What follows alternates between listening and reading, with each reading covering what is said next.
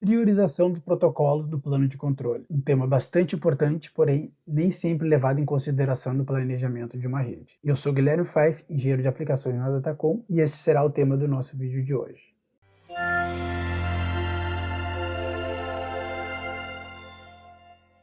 Bem, então vamos dar o nosso vídeo de hoje sobre QoS para priorização de protocolos. Nesse vídeo focaremos apenas no plano de controle. Em um vídeo futuro falaremos sobre o QoS para o plano de dados, a priorização dos dados dos clientes. Por que e como fazer a priorização dos protocolos? Então imagine esse seguinte cenário, onde eu tenho 4 elementos em anel. E eu tenho fluxos partindo para ambos os sentidos do anel, certo? Então imagine que ocorra uma queda nesse link aqui, onde tem esse X vermelho, o tráfego irá comutar todo para o outro sentido. Se eu tivesse em ambos os sentidos acima de 50% da capacidade do link sendo utilizado, no momento que ocorrer essa queda e essa convergência dos dados para o outro link, eu vou ter um gargalo aqui nesse link de cima, certo?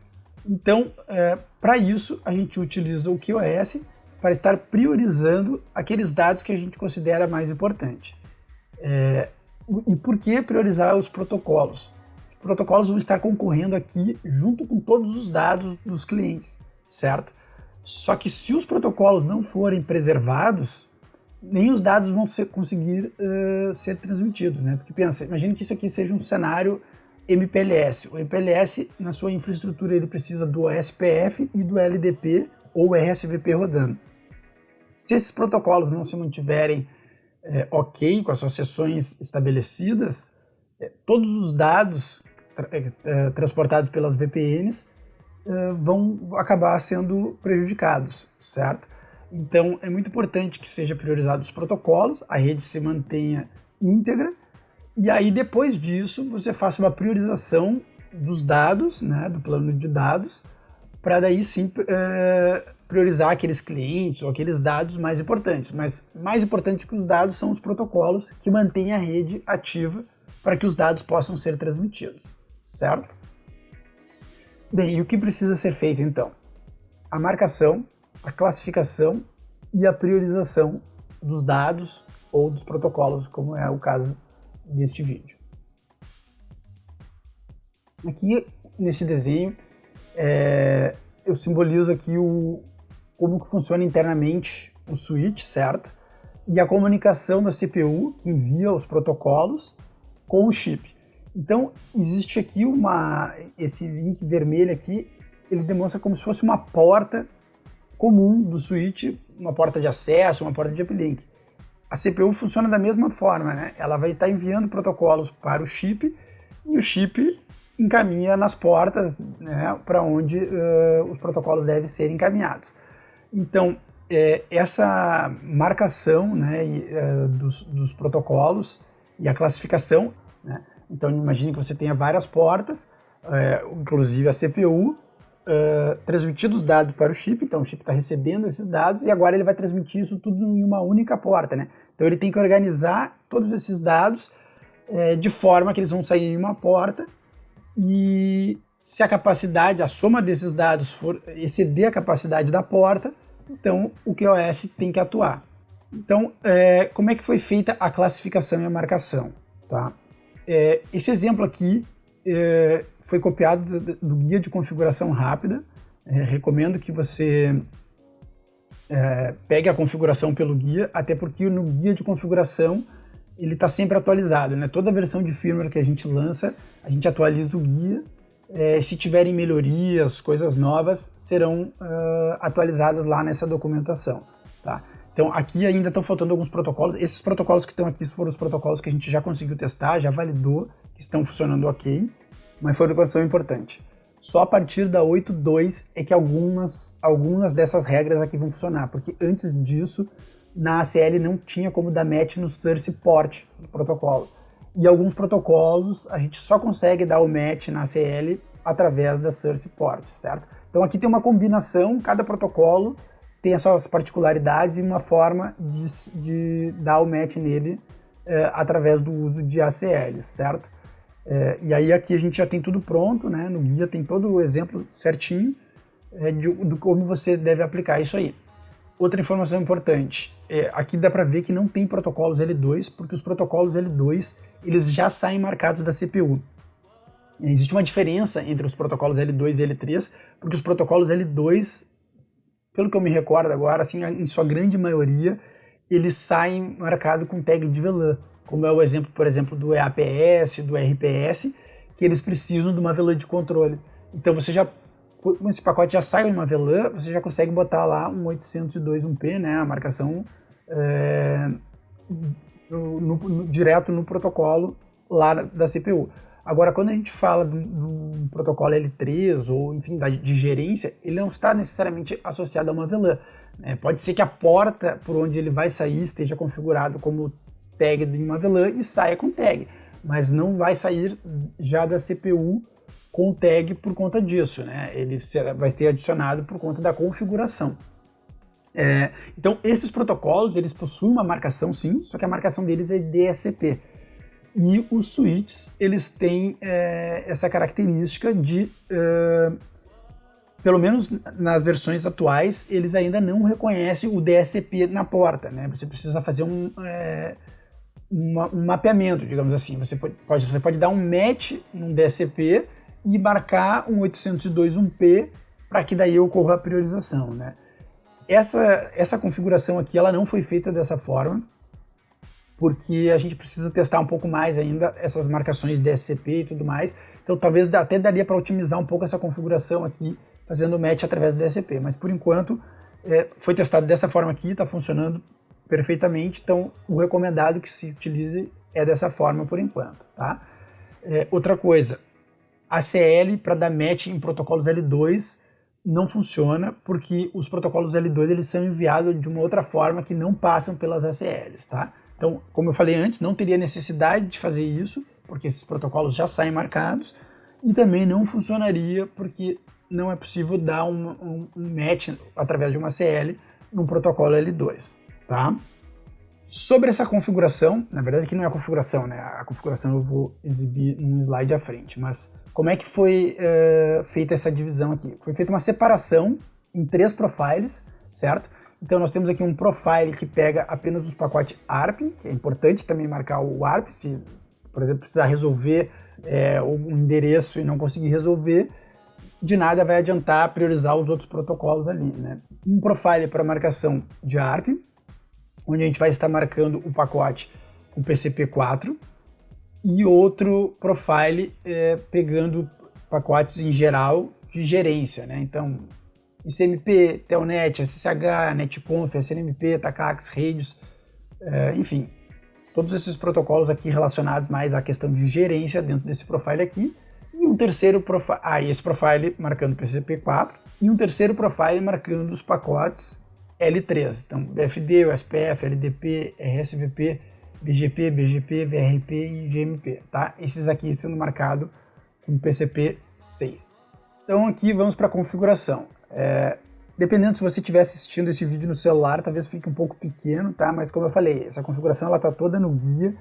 Aqui eu estou botando a configuração mais só para dar uma passada rápida, explicar um pouquinho, mas eu recomendo que você copie lá no guia. Então, aqui é exatamente a configuração mostrada do slide anterior, né? Correspondente a aqueles matches e a aplicação do PCP, conforme eu exibi no slide anterior.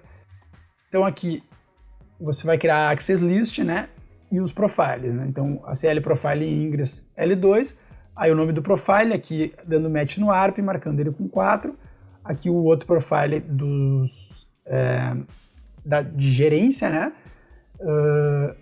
Olhando só aqui pela configuração, talvez não fique fácil de reconhecer qual é o protocolo, por isso que eu deixei naquele slide anterior e também lá no guia de configuração, de onde eu peguei esses exemplos aqui, vai ter lá bonitinho o que é cada coisa. Então você consegue olhar nesse slide aqui, né? Consegue ver que tá dando match no IPv6, tá dando match no ICMP, na porta 830, consegue corresponder aqui o que está fazendo cada uma dessas configurações, tá? Só a continuação então da configuração, passar rapidinho por essa parte aqui, que não é a a parte mais importante aqui do nosso vídeo. Aqui temos novamente um desenho interno, então, do switch, né, para a gente falar agora um pouco do enfileiramento, né, que, como eu comentei anteriormente, ocorre na saída das portas, certo? Então aqui a gente vê algumas portas recebendo pacotes, né, e a porta da CPU também. E aí todos esses pacotes eles vão estar competindo na saída, né, caso isso ultrapasse a capacidade da porta. Digamos que aqui a gente tem uma interface de 10 GB, por exemplo. E o somatório dos protocolos que estão sendo enviados pela CPU, mais aqui as portas dos clientes, né, ou de uplink, enfim, ultrapasse os 10 GB, né. Então, sem nenhuma regra de QoS, o switch vai encaminhar os pacotes que chegarem primeiro pela porta. Os que chegarem depois e não tiver espaço suficiente para serem encaminhados serão descartados, certo? Então, para isso, é feita uma configuração de QoS, né, onde é feita a priorização de acordo com as marcações que já foram feitas através das ACLs, né? Uma outra coisa importante que eu quero salientar aqui é que vocês vão reparar aqui que no vídeo a gente está sempre falando no sentido dos pacotes que saem da CPU em direção às portas, né? Mas também existe uma questão que é os pacotes que chegam para o switch, né? Então o protocolo que chega de um outro switch na porta e eles também vão concorrer no caminho para a CPU, certo? Porque como a gente pode ver aqui é uma interface, né?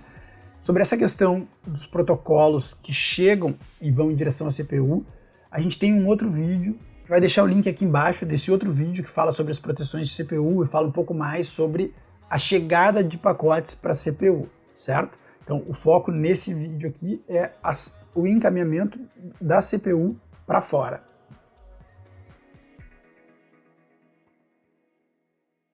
Então aqui, como eu tinha comentado anteriormente, né, os switches, pelo menos até a versão atual, eles só conseguem priorizar 802.1p, né? Eles não conseguem enxergar DSCP.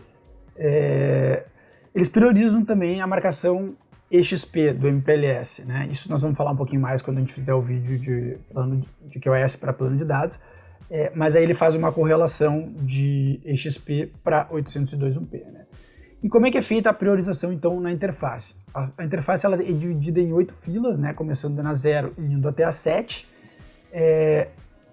A configuração que a gente passou ali com marcação de 802.1p4 e 6, a gente seguiu as boas práticas, né, as recomendações de QoS, né, então, que estão aqui.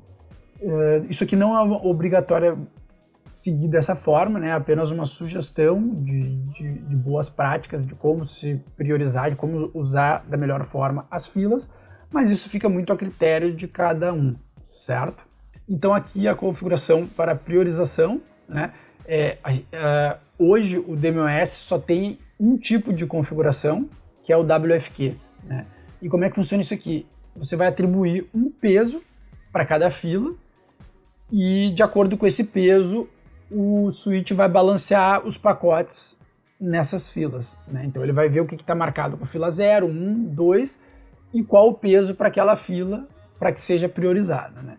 Então, o somatório do peso das 8 filas, ele tem que dar 100. Ele não pode passar e não pode ficar abaixo, né? Você, quando fizer a divisão, tem que fechar exatamente 100, o somatório.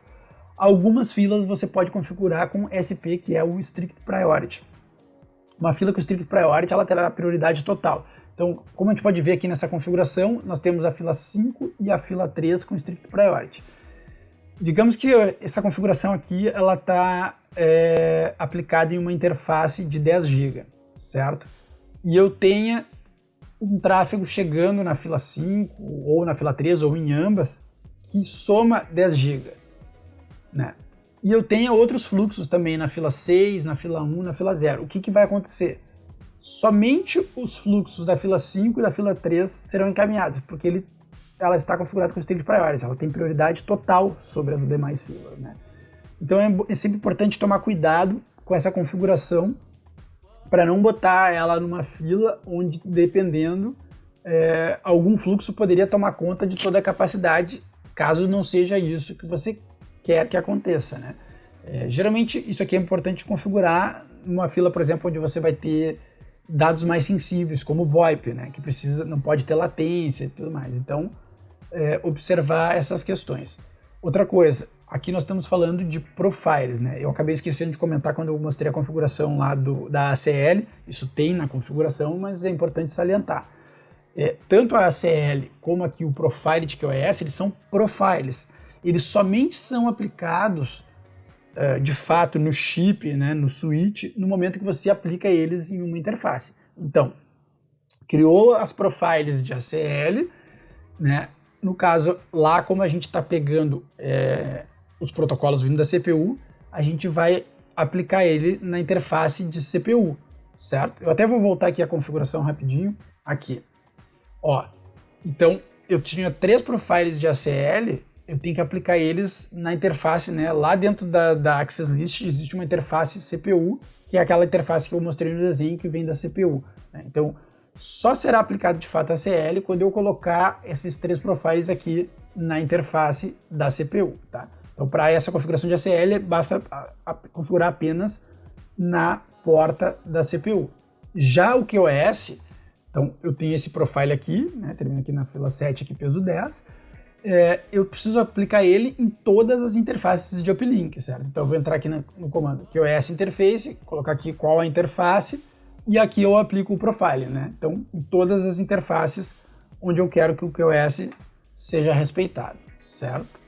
Bem, acho que pelo vídeo já deu para entender a importância e a necessidade de se aplicar a priorização dos protocolos. Baixe o guia de configuração na plataforma de autoatendimento de suporte e aplique as configurações recomendadas. Não esqueça de deixar o seu like e se inscrever em nosso canal para ser notificado quando lançarmos novos vídeos. Se você ficou com qualquer dúvida sobre este assunto, comente aqui abaixo ou entre em contato com o suporte através da plataforma de autoatendimento. Por hoje era isso.